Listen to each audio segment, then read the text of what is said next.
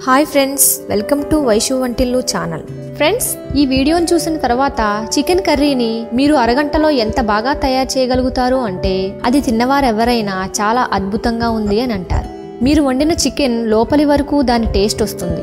Gravy కూడా చాలా అద్భుతంగా ఉంటుంది. దీన్ని తప్పకుండా ఒకసారి ట్రై చేయండి. ఈ రోజు నేను స్పెషల్గా చికెన్ని చాలా టేస్టీగా ఎలా తయారు చేయాలో చెప్తాను. ఇక లేట్ చేయకుండా దీన్ని ఎలా తయారు చేసుకోవాలో చూసేద్దాం.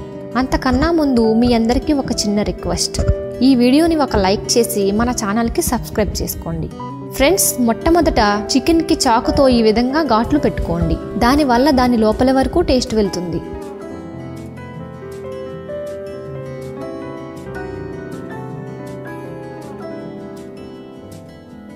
ఇప్పుడు నేను ఒక బౌల్లో ఈ చికెన్ పీసెస్ అన్నింటినీ వేసుకున్నాను. ఇందులో మీరు మొట్టమొదట కొద్దిగా ఉప్పు వేయాలి. తర్వాత కొంచెం కారం, అల్లం వెల్లుల్లి పేస్ట్ని వేసుకొని అన్నింటినీ బాగా కలుపుకోవాలి. ఇప్పుడు మీరు ఈ చికెన్ని అరగంట పాటు ఫ్రీజర్లో పెట్టుకోండి. ఇప్పుడు తర్వాతి ప్రాసెస్ని చూద్దాం. ఇప్పుడు మీరు 3 ఉల్లిపాయలు, 3 టమాటాలు, 2 పచ్చిమిర్చి, ఒక చిన్న అల్లం ముక్కను తీసుకోండి. ఈ రెసిపీ కోసం మిక్సీని యూజ్ చేయడం లేదు, అందువల్ల మీరు ఉల్లిపాయల్ని చిన్న చిన్న ముక్కలుగా కట్ చేసుకోండి.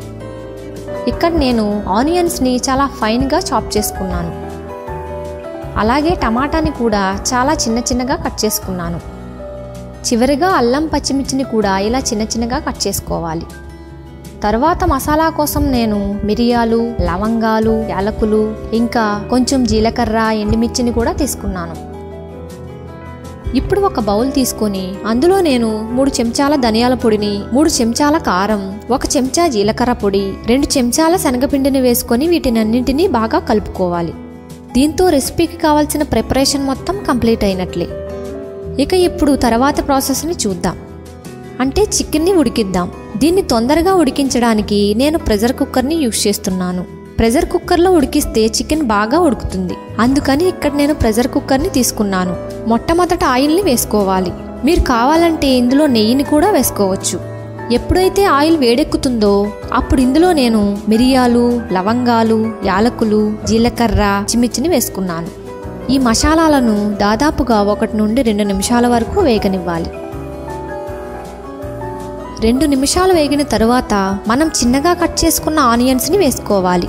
ఈ రెసిపీ మొత్తంలో మీకు ఒక్క విషయంలో మాత్రమే టైం ఎక్కువ పడుతుంది, అదే ఆనియన్స్ వేగటం. ఇప్పుడు మీడియం ఫ్లేమ్లో ఆనియన్స్ని బాగా వేపుకోవాలి. కావాలనుకుంటే మీరు దీన్ని హై ఫ్లేమ్లో కూడా వేపుకోవచ్చు, కానీ మీడియం ఫ్లేమ్లో చాలా మంచి రిజల్ట్ వస్తుంది. మధ్య మధ్యలో కలుపుతూ ఆనియన్స్ని బాగా వేగనివ్వండి. ఆనియన్స్ తొందరగా వేగడానికి నేను ఇందులో ఉప్పు వేస్తున్నాను. ఈ రెసిపీలో మీరు ఆనియన్స్తో పాటు ఉప్పు వేయాలనే విషయాన్ని తప్పకుండా గుర్తుంచుకోండి. ఇప్పుడు ఇందులో చిన్నగా కట్ చేసుకున్న పచ్చిమిర్చిని వేయండి. ఆనియన్ కలర్ ఎంత బాగా వస్తుందో చూడండి. తరువాత అల్లం వెల్లుల్లి పేస్ట్ని వేస్తున్నాను. ఇప్పుడు కొద్దిగా పసుపును వేయండి. ఇప్పుడు వీటిని ఆనియన్తో పాటు బాగా వేపుకోవాలి. దీని కలర్ చూడండి ఎంత బాగా మారుతుందో. ఇప్పుడు ఆనియన్ని బాగా ఉడికిద్దాం. ఇలా ఉడికిన తర్వాత మీరు ఇందులో కట్ చేసుకున్న టమాటాని వేసుకోవాలి. టమాటాలు ఉడకడానికి ఎక్కువ టైం పట్టదు. టమాటా ఆయిల్ని రిలీజ్ చేసేంత వరకు బాగా ఉడికించండి. టమాటాలు ఉడకడానికి చాలా టైం పడుతూ ఉంటే ఇందులో కాస్త నీళ్లు పోయండి. దానివల్ల గ్రేవీ థిక్గా వస్తుంది.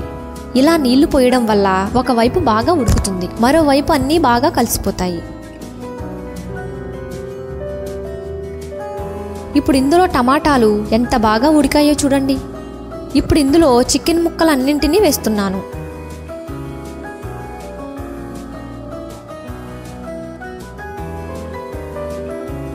ఇప్పుడు చికెన్ని దాదాపుగా 5 నిమిషాల వరకు బాగా ఉడకనివ్వండి.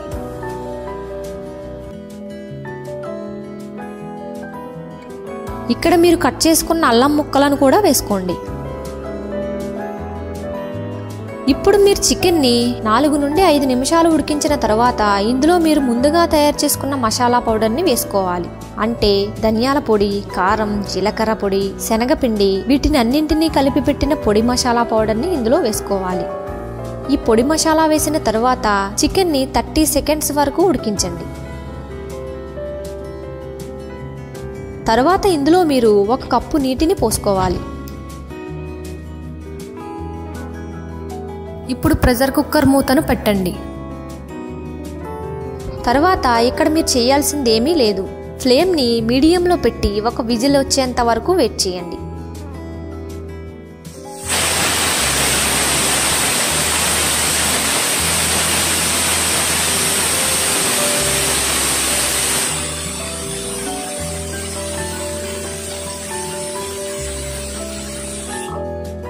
అంతే. తర్వాత ఇప్పుడు ప్రెషర్ కుక్కర్ని పూర్తిగా చల్లారనివ్వాలి. అది బాగా చల్లారిన తర్వాత ప్రెషర్ కుక్కర్ మూతను తీయండి. ఇక్కడ చికెన్ కర్రీ దాదాపుగా రెడీ అయ్యింది. ఇలా చేస్తే చికెన్ బాగా ఉడుకుతుంది. కానీ 1 నిమిషం ఆగండి, దీంతో రెసిపీ అయిపోలేదు. లాస్ట్లో మనం కొన్ని వస్తువులను వేయాల్సి ఉంటుంది. ఇందులో మనం కారం పొడిని చాలా తక్కువగా వేసుకున్నాం కాబట్టి ఇందులో మరికొన్ని వస్తువులు వేసుకుందాం. ఇప్పుడు ఇందులో 2 టీ స్పూన్ల కసూరి మేతి, 1 టేబుల్ స్పూన్ గరం మసాలాని వేయాలి. అలాగే ఇందులో మంచి ఫ్లేవర్ కోసం 1 టేబుల్ స్పూన్ బటర్ని వేయాలి. నేను ఇంట్లో తయారు చేసుకున్న బటర్ని వేస్తున్నాను.